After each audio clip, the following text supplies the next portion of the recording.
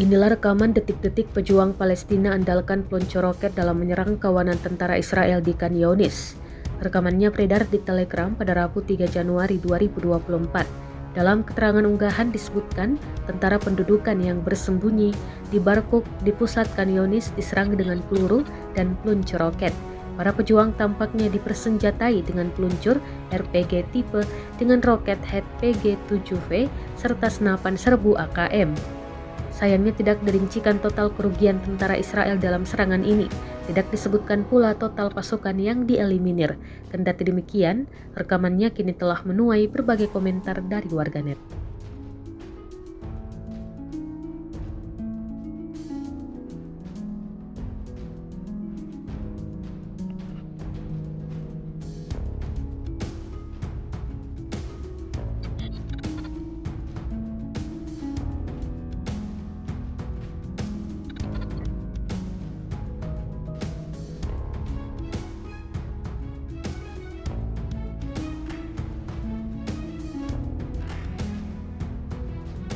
Download Tribun X sekarang, menghadirkan lokal menjadi Indonesia.